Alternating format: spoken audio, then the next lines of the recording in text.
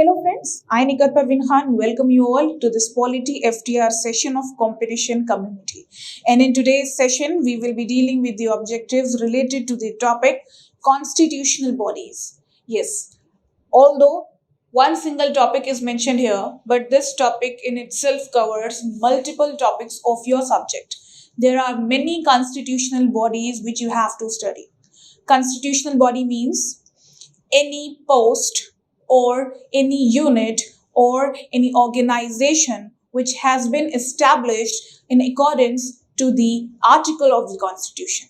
So if you observe any of the government central level body or the state level body about which a mention has been done in our constitution in any of the articles or of the parts or the schedule, then that body is only known as constitutional body. Here I won't be telling you that what all units or what all constitutional bodies will be covered here, because a question in today's session is based on this only. You have to identify that which of the following bodies are constitutional, which are not. So if I tell you that which all topics we will be covering today, so that question will be answered before only. So I won't be telling that which all bodies I'll be dealing today. You will see one by one that all the important topics which come under this mega topic will be covered.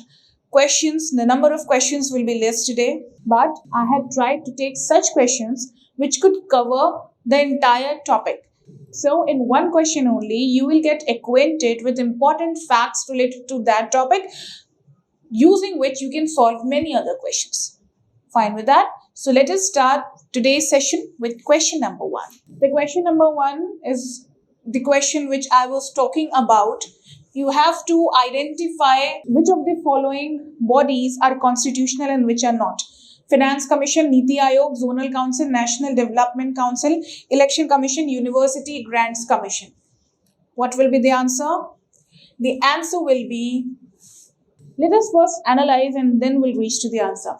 Finance Commission. Is Finance Commission a constitutional body? Is there any mention of this commission in the constitution? Yes, there is. Because everything about Finance Commission is mentioned in Article 280. It is a type of commission which gives government a recommendation on the distribution of tax proceeds between central and states. So we will be seeing detail about this commission later on, because one of the questions of today's session is based on Finance Commission only. In that question, we'll see that what Finance Commission is actually formed for. Here, we only need to know that it is a commission established in accordance with an article of the constitution. It is mentioned in Article 280. So it is a constitutional commission. Secondly, Niti Aayog. Is it a constitutional commission? No, it is not. Niti Aayog was formed on 1st of January 2015 in accordance with the parliamentary statutory law and not according to any constitutional provision. So it is a statutory body and not a constitutional body. Thirdly, Zonal Council. Zonal Council is not a constitutional body because this Zonal Council is a group of states and there are 5 Zonal Councils in India which was formed in the year 1956. If you had attended my live session of polity which I took in the Hindi medium channel of the YouTube, the questions were bilingual. In that live session, I had dealt a question related to Zonal Council, and in that session only, I have dealt the Zonal Council topic in a very detailed manner. If you haven't yet watched that live session, go watch there, because here I won't be repeating it. You need to watch that session so as to collect all the information about the Zonal Council. Here I only will be telling you that Zonal Council is not a constitutional body. It has been established by the States Reorganization Act 1956. So it is also a statutory body. Fine. So it is not a constitutional body. Coming next, National Development Council. Is it a constitutional body? No. NDC is also not a constitutional body because it was formed in the 1952 as a statutory body by a parliamentary legislation just to give a final approval or the assent to the projects of the plan framed by the Planning Commission. Fine. So it is a body to give a final assent to the plans formed, and it is nowhere mentioned in our constitutional provisions. Fine. Coming to Election Commission. Is it a constitutional body? Yes, it is. Part 15 of our constitution, which ranges from Article 324 to 329A, deals with this particular topic of election in the work, appointment, composition, function, everything of election commission. Fine. So it is a constitutional body mentioned in part 15. Then University Grants Commission, UGC, which is related to the management of universities in India. Is it a constitutional body? No, it is not. So out of all these, only the first one and the fifth one is a constitutional body, and rest do not. So our answer will be B, 1 and 5. Fine. So that is it. So other than these two, we till now know that Finance Commission is a constitutional body. We know that Election Commission is a constitutional body. Other than this, UPSC, State PSC, National Commission for Scheduled Caste, National Commission for Scheduled Tribes, and now after the 102nd Amendment 2018, NCBC, the National Commission for the Backward Classes, and the National Linguistic Commissions. All these are the constitutional bodies. I am talking about the post, Comptroller and Auditor General of India, Attorney General of India, then Advocate General of the states. All these are the important constitutional central and state level bodies. So in today's session, we will be dealing the questions related to Finance Commission, Election Commission, UPSC, State PSC, CAG, Attorney General and Advocate General. Just because the questions related to NCST, NCST and NCBC are being dealt in the live session which I took 2 days back in the Hindi medium channel. So go watch that session in order to gain sufficient information about these three important constitutional bodies. So I won't be taking questions from this section, and I'll be taking questions from rest of the constitutional bodies post. Okay, so I hope now it is clear to you that which all topics will be covered in today's session from this question. So the answer for the first question is B. Coming to the next question. Question number 2. Consider the following statements in context to the Constitution of Finance Commission. So as I had told you that questions will be based on Finance Commission. So therefore, in that question, I haven't dealt in detail about the Finance Commission. In this question, I'll be telling you. So you have to consider a few statements given about the Finance Commission and you have to identify the correct ones. The Finance Commission is constituted for taking the decision of the revenue sharing between the center and state. Finance Commission keeps its recommendation in front of President. And the third statement is Finance Commission is a non-constitutional body. The last statement given is, according to Constitution, the Indian government will be binding as per the recommendation of Finance Commission. So in order to analyze these statements correctly, you need to know basics about the Finance Commission. I've already told you that it has been mentioned in the Article 280 of the Constitution. And the main work of this commission is to give recommendation to the government for the distribution of tax proceeds between center and state. You all might be knowing this, that few taxes are levied by the central government and are collected by the central government only, like income tax, like custom duty, like corporation tax. These are few such taxes mostly mentioned in Article 270, which are levied by the central government and are collected by the central government, but the proceeds which are generated, the revenue which is generated through this taxation is distributed between center and state. So there has to be a plan that how much revenue the center will keep and how much revenue the state will be given. So to make that plan, Finance Commission has been formed. It plans the distribution of tax proceeds between center and state, that how much a state will get. And there are various criteria according to which any state is being given the distribution of the tax proceeds. It depends upon its fiscal performance, it depends upon its fiscal strength, and depends upon many other factors. So this plan is usually formed by this Finance Commission only. Fine. So this is the main work. And just like any other commission or any other constitutional body, this commission also lays down its final report in front of the president, and president in return presents that report to the parliament. And parliament finally takes the decision.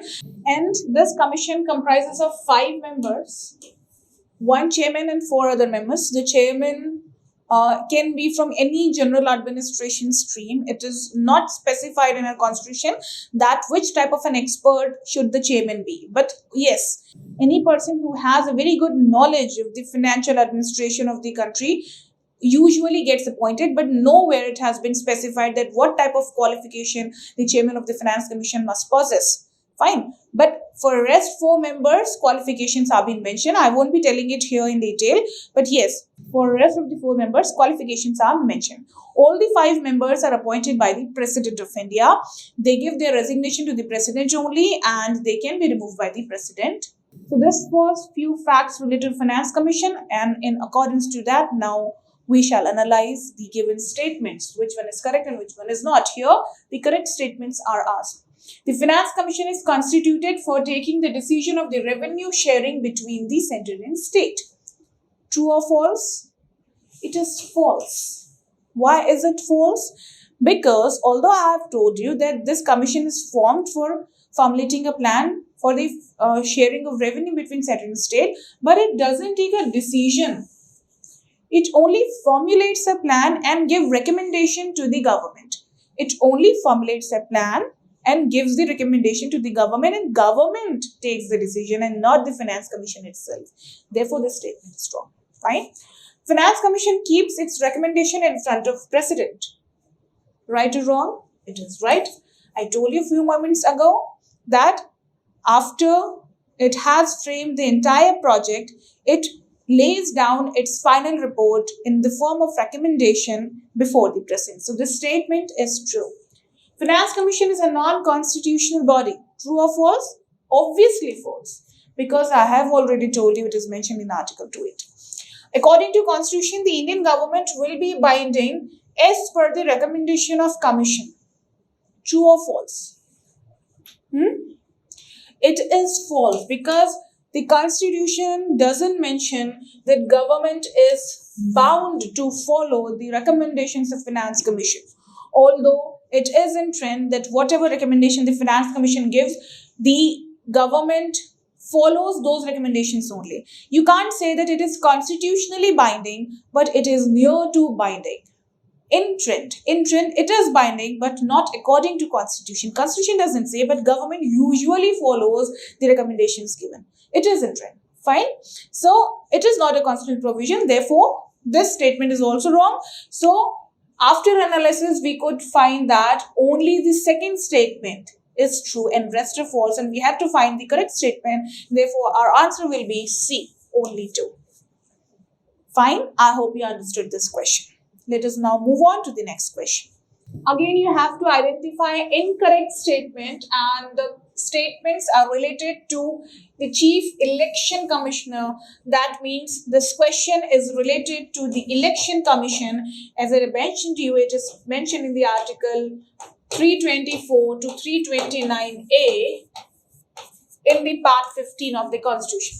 Fine. So, Election Commission is an independent commission organized in accordance to the part 15 of our Constitution, and this commission usually organizes the elections of the Lok Sabha, the Rajya Sabha, the President, the Vice President, and the legislative assemblies of the state. The main function of this commission is organizing elections for these many posts in accordance with the democratic rules.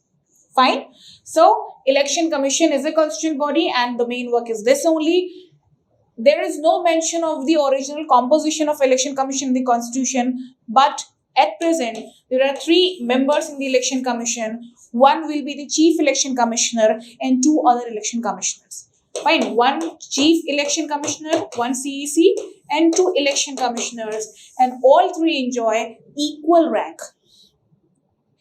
All the 3 enjoy equal rank. What does that mean? These 2 election commissioners enjoy equivalent rank to that of the Chief Election Commissioner. All these members are appointed by the President of India. They give their resignation to the President only, and they enjoy a security of tenure, and just because of that, they cannot be removed from their post in between their term. Their term of office is 6 years and 65 years of age. As I told you, maximum of the constitutional bodies or the post have this term only. Either 6 years or 65 years. What does that mean? If they come to the post and if they attain the age of 65 years before completion of their 6-year term, they will get retired. And if they haven't yet attained the age of 65, but their 6-year term has been completed, they will get retired. So majority of the constitutional posts or the important members of the central constitutional post have this term only, 6 and 65. But the commission about which I told you a question back, that is Finance Commission. Do you remember that the members of the Finance Commission are appointed for 5 years? There is no such age limit of retirement, and for them it is not that it is 6 years. Other than Finance Commission, rest of the important central constitutional bodies or the posts or the members have this term only. Fine. So these are the few facts related to the Election Commission, Election Commissioner. Now let us analyze these statements one by one. The tenure of Chief Election Commissioner is of 6 years. True or false? True. As I told you, all the election commissioners will be appointed for 6 years tenure. The Chief Election Commissioner can be removed by impeachment. It is also true, because I just told you that they enjoy security of tenure. So if they had to be removed, they cannot be removed simply by the president's discretion or by the government's discretion. A process very similar to the impeachment of president has to be adopted to remove the important officers like CAG or the Supreme Court, High Court judges. You all know that all these people enjoy the security of tenure, and it is very difficult to remove them in the period of their office. Fine with that? So a very complex procedure of impeachment has to be adopted, although there is a difference between the process of impeachment followed for removal of the president and the process of impeachment followed for the removal of CAG. But yes, the process is similar to impeachment only because they enjoy the security of tenure. So a Chief Election Commissioner, CAG, Supreme Court, High Court judges, all these people enjoy security of tenure and they cannot be removed during their tenure in a very simple manner.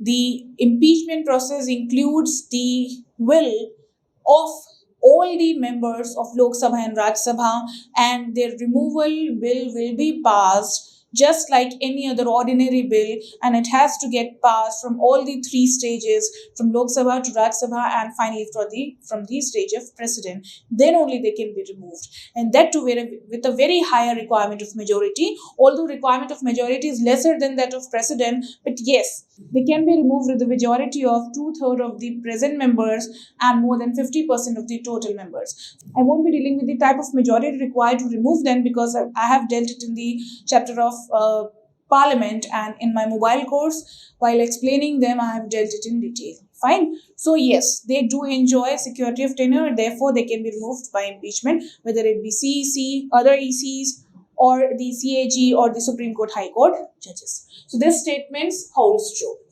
The third one is the Chief Election Commissioner remain on the post until the pleasure of President. This is wrong. Just because they enjoy security of tenure, so it is not the case that the President can remove them anytime. So it is not on the pleasure of President. The statement is wrong. The Chief Election Commissioner remain on the post until the pleasure of Governor. It is totally wrong. There is no role of Governor because CEC is a central level post and Governor doesn't have any right over anything related to this post. So this statement is also wrong, and we had to identify the incorrect statement. So in this way, the third and the fourth statements are getting incorrect. So our answer will be D, 3 and 4. Fine? Hope you understood. Now let us move on to the next question, question number 4. Again, it is a multiple statement question. Consider the following statements. President appoints the chairman of UPSC. So these statements are related to UPSC. We have taken another constitutional body for analyzing it for the question, and that is UPSC. UPSC is mentioned in the part 14 of the Constitution from Article 315 to 323. Everything related to all India services, central services and state services are mentioned in part 14 from 315 to 323.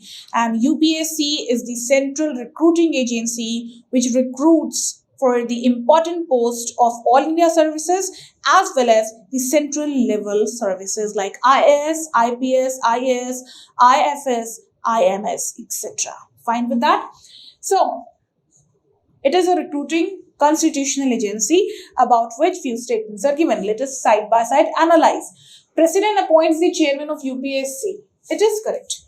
You all might be knowing this when you have studied the president's power, that president appoints all the important members of the central level bodies, whether it be CAG, whether it be of election commission or UPSC or anything else. If any body is there at central level established in accordance with provisions of the constitution, that body's member will be appointed by the president only. Fine, so this statement is true. The tenure of UPSC can be of 6 years or maximum 65 years old. Actually, the tenure of the members, it should be. The tenure of the members of UPSC should be of 6 years or 65 years. I told you a question back that all the important members of the central level units are appointed for this term only. So this statement is also true. Here also there are around 9 to 11 members, although not mentioned in the constitution. This range is not mentioned in the constitution, but usually in UPSC there are 9 to 11 members and all are appointed for 6 years or 65 years of age. Fine. After the tenure, the chairman of UPSC cannot be eligible, is not eligible, it should be, is not eligible for service under Indian government, under Indian government or the state government, it should be. If you're framing mistakes in the sentences, do ignore them and try to understand the theme given in that statement. Fine. So the statement says, after the tenure, the chairman of UPSC commission is not eligible for service under Indian government or the state government. True or false? This is true. If a person who is a member of UPSC gets retired, just like CAG, just like Chief Election Commissioner, he is not eligible. He is not allowed actually to take over any service, central or the state government. He will be given pension according to the constitutional provision. So he won't be getting any central or state level job further. So this statement is also true. Then the chairman of UPSC can be reappointed after his tenure. No. If a person gets retired, whether it be of 6 years of term or 65 years of age, he can never be reappointed in the post again. So this statement is wrong. So in this way, 1, 2 and 3 are correct. Fourth one is wrong. You had to identify the correct statements and therefore our answer will be D. 1, 2 and 3. The correct answer is D. Okay. Fine. So let us now move on to question number 5.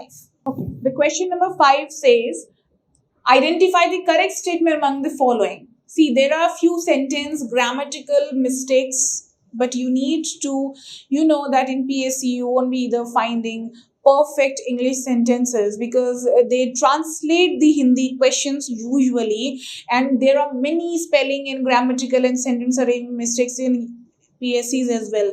So you need to actually grasp the theme of the question which is asked, despite the fact that the statements are barely correct. Fine.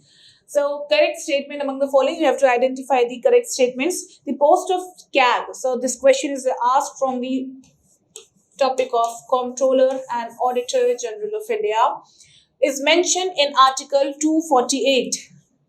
Is it true? Do you know anything about CAG? Where it has been mentioned in the Constitution? It is mentioned in Article 148. It is mentioned in the Article 148. See, Comptroller and Auditor General of India is the highest audit officer of the country. It audits the accounts of the central parliament, especially the Consolidated Fund of India. Anything or any money which has been withdrawn from the consolidated fund through one financial year, or any money which has been deposited to the fund in one financial year, the accounting or the auditing of that money is done by CAG only. So he is the highest officer, he is the highest accounts or the audit officer of the country. Fine. So he presents its annual report to the president, and president in turns presents it before the PAC, the Parliamentary Accounts Committee of the Parliament, which in turn analyzes that whether the money withdrawn or deposited are legal or are as per our constitutional provisions or not. Fine. So it is the main work of Comptroller and Auditor General mentioned in 148. So in this question, the first statement says that this post is mentioned in 248. So this statement is wrong. You have to identify the correct statement. So first is wrong. Second is he is appointed by the president. Yes, just like any other constitutional central level post, he is also appointed by the president. So our answer will be B. But we need to analyze the rest too also. His tenure is of 5 years or maximum 62 years age? No. I just told you that it has to be 6 years and 65 years. So this one is false. He can hold other posts in Indian government or state government after leaving the post. This is also not true.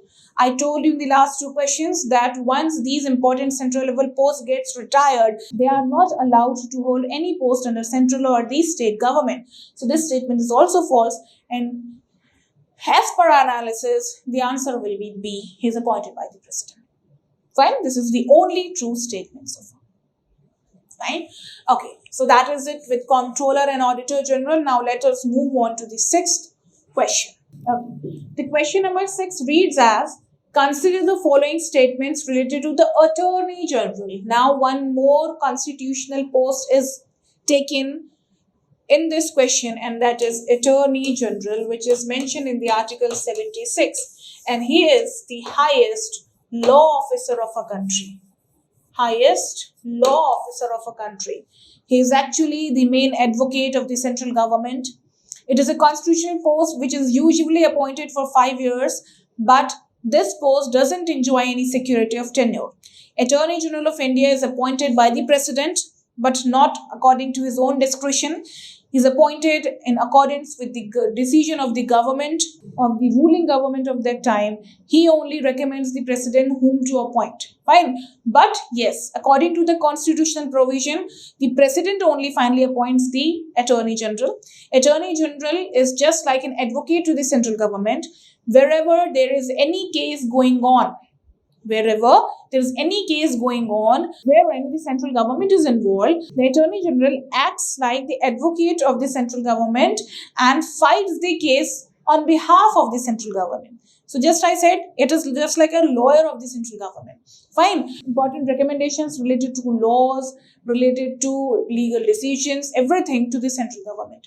Fine. So Attorney General has to be a person who has a very good hold on the legal matters. So the qualifications required to become an Attorney General is that he should hold all those qualifications which are mentioned for becoming a judge of the Supreme Court. Do remember this. Judge of the Supreme Court. A person from judicial background can only become the Attorney General of India. Although Attorney General is not a judicial post, it is an executive post.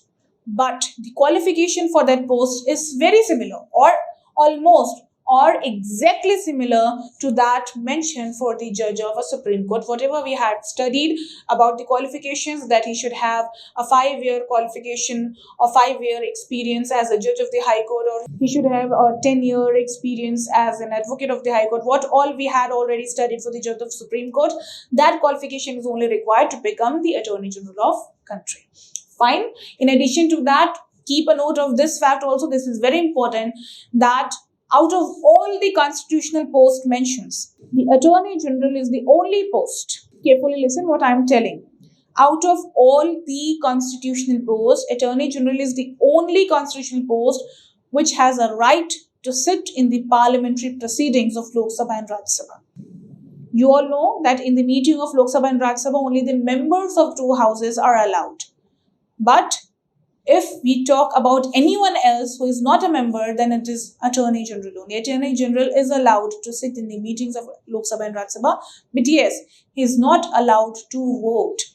Without a right to vote, he can sit, he can participate, he can discuss.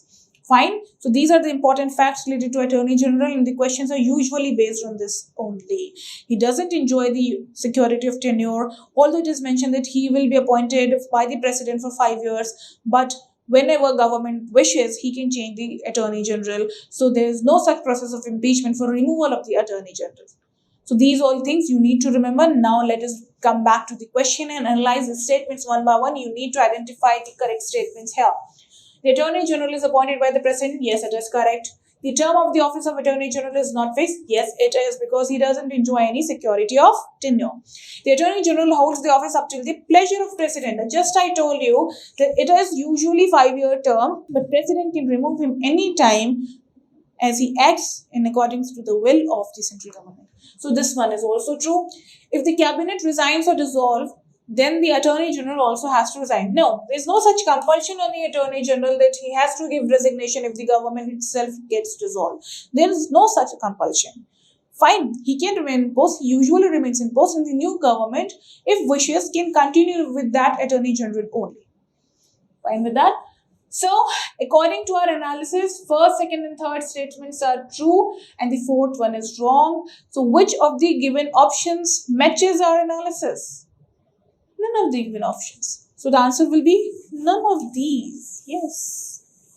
None of these, if we are choosing this option, doesn't mean that none of the given statements are correct or incorrect. Here in this question, the none of these option only means that none of the given options are correct. Because if correct statements are asked, so the correct statement should be 1, 2, and 3. 1, 2, and 3. And is there any option given here which matches our analysis? The true statements are 1, 2, and 3? No. So therefore, we have chosen the D option, none of these, which means none of the given options are correct. It doesn't mean that none of the given statements are correct. Fine. So carefully notice what I am trying to tell through this type of question, because this type of a question, this type of a confusing question, this type of a tricky question is usually asked in the PSC just to confuse you. Okay, so I hope this is clear, and now let us move on to the next question, question number 7. Okay, the question number 7 is, if it is not visible in this part of this slide, I will be reading. Do carefully listen what I am actually reading. If it is not clear, do concentrate on what I am saying. Fine. Consider the following statements. The governor appoints the chairman of the State Public Service Commission. So this question is asked from SPSC, a similar kind of body at state level, which is mentioned in part 14 in article 315 to 323. State PSCs do the same job which UPSCs do at central level. If UPSC appoints or organizes the recruitment process of all the public servants related to all India services and the central services, then state PSCs organizes the exams and the direct selections and various procedures for the selection of the state public service officers. Same task, same type of composition, and whatever there has been mentioned at central level, everything will be mentioned here at state level. Fine. So, State PSC Part 14, 315 to 323. Let us one by one analyze the given statements. You have to identify the incorrect ones. The governor appoints the chairman of State PSC. It is correct. If UPSC, the chairman of the UPSC is appointed by the president, all such parallel posts at state level are appointed by the governor only. So, the first statement is right. The members and the chairman, on and all, there are 9 to 11 members in state PSCs also. All the members and chairmen are appointed by the governor of the state. Its term is of 5 years or maximum 65 years of age. No. At state level, do remember, the constitutional bodies at state level, the members of those bodies have a term of usually 6 years and 62 years of age. The term of 6 years is same, but here the retirement age is decreased by 3 years usually. As you know that the judges of the Supreme Court gets retired at the age of 65, but that of High Court gets retired at the age of 62. Same is the case here only. The members of the state PSC retire at the age of 62 and they have a term of 6 years. So in this way the statement is false. Okay. Coming to the third statement, the governor can remove the chairman of the state PSC in any matter of misconduct. It is false. Why? At state level, president can remove the members of the UPSC. So, in this way, you might be thinking that at state level, governor can remove these members of SPSC. But this is not the case. Why so? You need to note it down very carefully that although the members of the state PSCs are appointed by the governor of the state, they are removed by the president only. the members of state PSCs cannot be removed by the governor. They can only be removed by the president. They give their resignation to the governor only. They're appointed by the governor, and if they want to leave that post, they can leave it by giving the resignation to the governor only. But if they have to be removed from their post, then this right is given to the president by the constitution and not to the governor. So in this way, this statement is false. Only president can remove them from their post. Fine. And the last statement is the chairman can give resignation to governor anytime before finishing his term. I told you this is the right statement. So in this way, you had to identify the incorrect statement. 2 and 3 are getting incorrect. So our answer will be C, 2 and 3. Fine. So that is it with question number 7. Now let us move on to the question number 8. Question number 8 reads as, on which of the following recommendation the legal subsidy is given to the states by central? It is a very direct and a simple question, but a bit confusing and tricky. The subsidies which are given by the central government. So subsidy means just like we get the subsidies on the gas cylinders and all. It is a type of monetary helps which the government gives to its citizen. So subsidy is given by the government, but on whose recommendation the subsidies are given? Is it given on the recommendation of Finance Ministry or Attorney General, Finance Commission, Niti Aayog? It is given on the recommendations of Finance Commission. Usually people get confused between Niti Aayog and Finance Commission. Usually the legal grants given to the government or the subsidies given to the people are very technically planned, and such technical financial plans are made by the Finance Commission only. Fine. So the answer will be B, Finance Commission. Very simple, very direct. Coming to the question number 9, quickly. What will happen in the situation of death of an independent candidate contesting Lok Sabha election? Because we have taken the topic of election commission also, so here one question I have framed for you, which relates to the procedure of election. So if there are many candidates who are standing for a one seat in the Lok Sabha election and one of the non-partisan candidate dies, so then how will it affect the election process? The question is asking this only. Will it be the case that the election of that constituency will be cancelled, or the election date of that constituency will be increased, or the election of that constituency will be held at the given time, or a 7-day time will be given to find the alternative candidate? What will be the answer? The answer will be C. The election of that constituency will be held at given time, and the remaining candidates will contest for that seat. If a candidate dies, the Lok Sabha elections won't get postponed because it is a very complex and a very costly process. So if one candidate dies also, then too it won't affect the date of that election. The election will be amongst the rest of the candidates. Right? So that is it with question number 9. Coming to the last question of our session, that is question number 10. Okay, it is a very direct, simple question. How many years of qualification as an advocate or judicial service required to become Advocate General? This question is asked from the section of Advocate General. Do remember, there is a mention of an Advocate General of State in the Article 165. And this post is similar to the post of Attorney General. Attorney General acts as the highest law officer at central level, and Advocate General acts as the highest law officer of state level. So whatever I had told you about Attorney General at central level, all those things will be followed in the case of Advocate General at state level. The appointment, the removal, everything, the position, the work and the function, everything. Whatever you studied there at central level, you have to study about the Advocate General at state level. The question is asking about the qualification to become an Advocate General. I had told you that to become an Attorney General, a person needs to hold all those qualifications required to become a Judge of the Supreme Court. So what should be there for the case of Advocate General? What qualification a person should hold in order to become the Advocate General? He should hold all those qualifications mentioned to become the Judge of the High Court.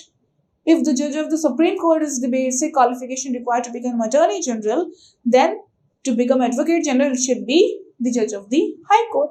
So, you all know that what all are the qualifications mentioned for the Judge of the High Court? It is that he should be at least how many years of experience he should have as a law officer or as a judicial officer or as an advocate. It should be 10 years.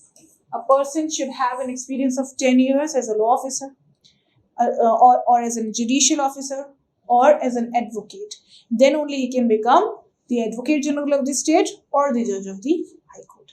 So the question here is, how many years of qualification as an advocate or judicial service required to become Advocate General?